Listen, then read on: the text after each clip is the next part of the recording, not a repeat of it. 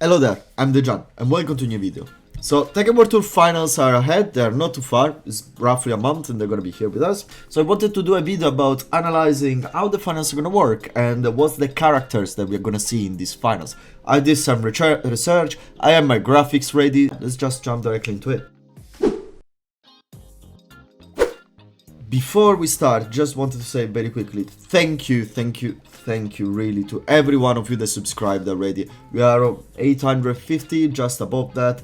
It's just 150 more subscribers and we're gonna get to 1,000, and I really would love to achieve the target before Christmas. So if you watch a couple of my videos already, it's not the first time that you see my face and you like what I was bringing you guys, just maybe consider pressing the red button. It's just one click. I don't want you to bother you, don't press the bell. I don't want to be in your notifications because that's very annoying, no worries.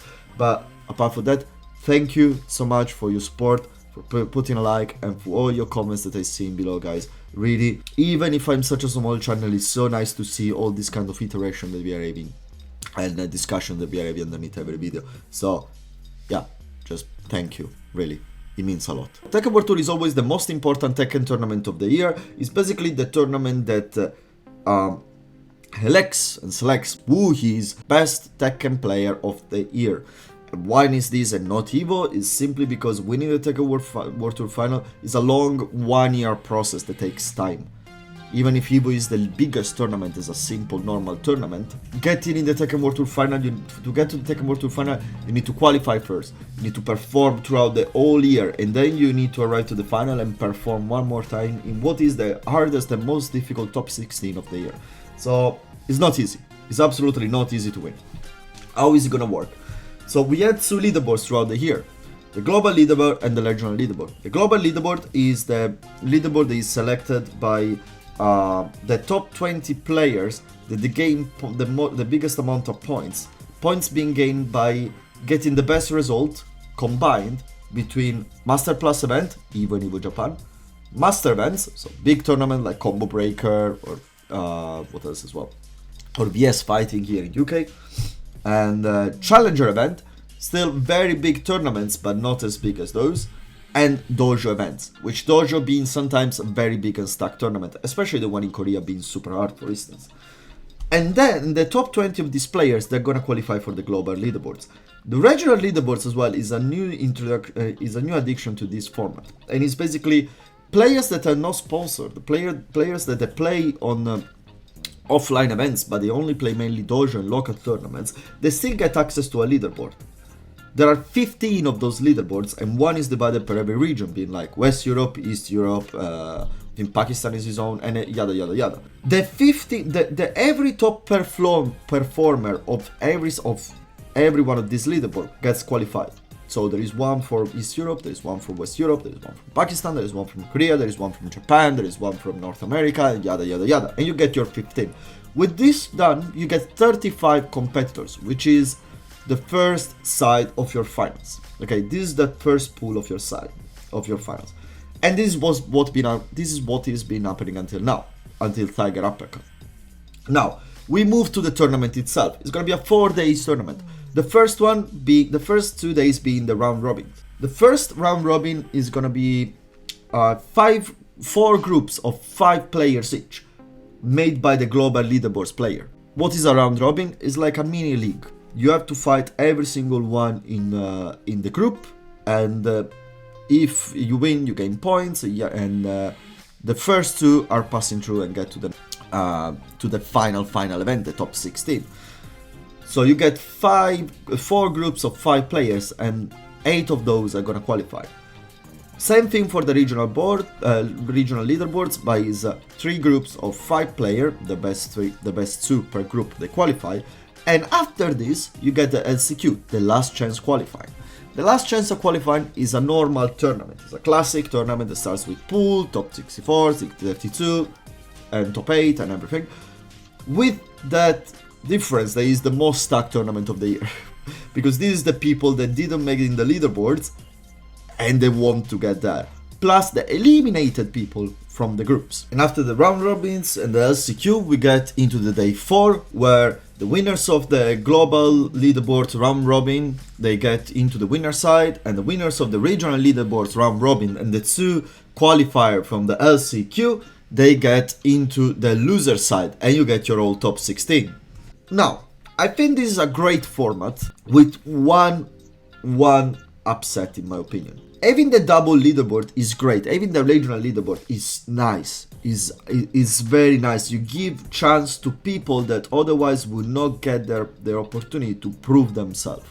And it's very nice to do this. But being a regional leaderboard qualifier gives you the chance only to get into the loser side. And I think this is a bit of a shame. What I would have liked more is to see 7 groups made by 3, each group made by 3 players from the global leaderboard and 2 players from the regional leaderboard. And the difference would have been that the first place qualifies as in the winner side, and the second place of the round robin qualifies in the loser side. This done, you get 7 players on the winner side and 7 players on the loser side, and as a big prize on the LCQ, you give the first place, the winner of the LCQ, a qualification on the winner side, and the second place on the LCQ, a qualification in the loser side. And I think this would have been a bit more even, because if you're in the regional leaderboard, you would just get through, and you will just get through, and you will get into the loser side, and at the end, even if some of these guys in the regional leaderboards, which we are gonna see soon, they are very strong player, like TEKKEN World Tour finalists of the past, the people that is gonna be the highest chance to make it out of the loser side are gonna be the 2 winner of the LCQ. Because these guys, they're gonna have a specific weight, in my opinion, just seeing of whoever is registered that tournament, than most of the guys in the regional leaderboard. So I would have preferred to see the chance, even if you qualified into regional leaderboard, to get into the winner side. I think it would have been a bit of a better format. But still, kind of happy with it. Just this little change I would have made, but hey, I'm not the organizer. But now, let's see some numbers, shall we? Here we go, Excel tables. You can see there is some graphs almost popping over here that we are gonna see later. But I did my research. I wrote down every single qualifier player of the TEKKEN World Tour, of the globals, and I wrote down every single main character that they have. And I did the same thing for the regional leaderboard. Every single qualifier and every single one of their main. And finding some of these main characters was very difficult, because these guys, they are not as known as some of the other players that you have here. But why I did this? I did this because I know that there is this kind of fear that the finals is gonna be again a dragon of fest. Because what we're seeing from that data from the top 8 character difference is that double the amount of every other characters was Dragonov. Dragon had like 28 appearance in top 8, even more, and the second character was like on 14 or something like that. So I wanted to see how many Dragonov there are gonna be. I'm gonna to see if there is gonna be character diversification into the game. So if we start to look into the regional, which are these tables over here, you can see that in the regional final section there are 3 Jin, 2 Jun, 2 Steve, 2 Claudius, 1 Jack, Shaheen, Victor, Dragonov, Lars, and Shayu. All of these are one character. And as well, if you go to see the names that are playing those characters, apart of a couple that I honestly did not know, they're all character loyalists. Especially the Jin. This is gonna be a pattern throughout the all, even in the global finalists. Every single Jin player in this list is a super loyalist. They're always been playing Jin. They are not playing Jin because he's busted. But Jin is always being very well represented in tournaments anyway by people like Daniel Mado, which is in the regional finals. Very happy that my Italian guy is there, and Raef as well, and Book as well. All qualifiers throughout the regionals, by the way. But if you go to check the chart over here that I created, you can see that yeah, almost a quarter, a fifth of the players are Jin. But then, at the end of the day, there is not a clear character that takes over half of the cake. You got 3 character loyalists here, but then you get Jun and Steve as the second most common pick, which are very loyalist and non-top tier character. Then you get Claudio, arguably the best tournament character in the game, apart Dragunov. And then you get all the individuals, Shayu, Lars, you have a Dragunov, Victor, Shane, Jack, Claudio. If we go instead over here, on the global leaderboard, the things change a bit. You can see how, again, there is a big difference between the characters. The only character being a bit overrepresented is a Dragunov, with 4 players. And of these 4 players, only one is a real Dragunov loyalist, a real Dragunov player from the past, which is Nobby. He's the only guy that used to play Dragunov in the past, and obviously now he's still playing Dragunov, and he's actually underperforming, kinda, if you compare him, like saying that he's underperforming after you qualify for the global finals is kind of insane. But if you consider how he's not the Dragunov guy at the moment, but there are Atife, Ulsan that are doing way more, it makes you understand how at the end maybe he's still stuck in the old way of playing Dragonman. He cannot embrace the power of quarter cycle 4/4. But this said, other characters represented, Nina, and before you say, oh, because Nina is OP and everything, that's why they're picking her, this is Jod and Arsanash. 2 Nina mains since they were playing Tekken, period. Claudio, Feng, Jin, Shaheen, King, Lily, Kuma, Alisa, Low, Victor, Lydia. And again, people that is playing this character is people that mostly always played those characters. And if you go to see the cake over here, though, obviously it becomes a bit different, though.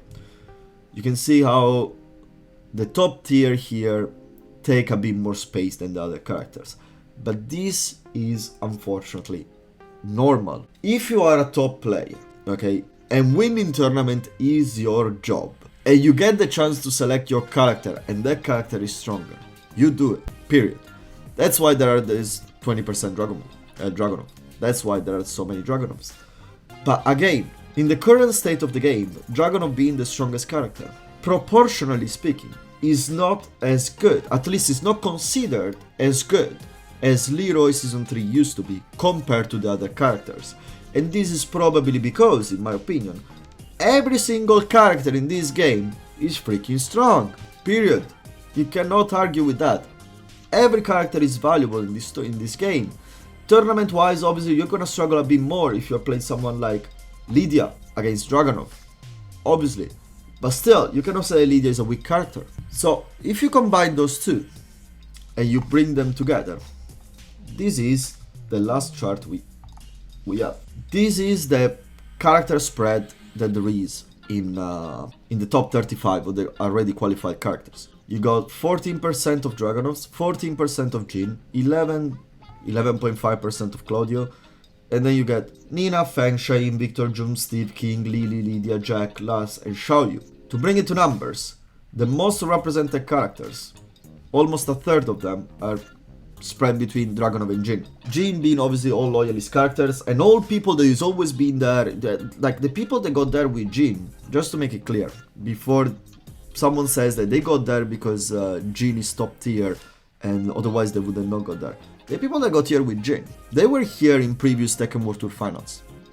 And they got there with Jin, when Jin was very hard in Tekken 7. This is not as surprising as you might see, and is not as much related to Jin being top tier. But overall, what we have here is a selection of 18 different characters, not counting the subs. And for players like Joka, where you usually sometimes play Reina, we're expecting to play Hachi, or Chanel or Shadow, that always have this double pick, I try to go for what is usually their first pick. So for Shadow it's been Claudio, and for Chanel it's been Alisa. So you get half of the roster represented in the final, with the chance to easily get up to 20. And the LCQ players still to qualify, 2 more players to get in, which might be as well 2 Dragunovs, you don't know, and that will really tilt the scale on the wrong side of the character representation. But if you get even just one extra character and a random, I don't know, Victor or Shaheen or whatever, or Eddie if John Ding makes it through, is definitely one of the favorites, you will have a very nice character representation and a character difference in the finals. What might happen that might ruin the vibe of the final with character representation is how the round robin are gonna be, how the players in the round robin are gonna be divided. Because if you get 1 Dragunov per round robin and 1 Jin per round robin, which is a chance, and the Dragunov and the Jin go through, which is another chance, you are in for a top 16 that is gonna be mainly Dragunov and Jin. It's improbable that gets this far, but that's a chance. Opposite way as well, what another thing that might happen is that you get 3 Dragonov in the same round robin and 2 get eliminated. I don't see this happening either, but that's another chance. And there you are in there for more diversification. So I think that at the moment is in like the character variety of the final is on a very fragile balance, and it needs to decide. It needs, like, when the final is gonna start, where we're gonna be 3 days, when the top 16 is gonna start, we're gonna see in which side is gonna tilt.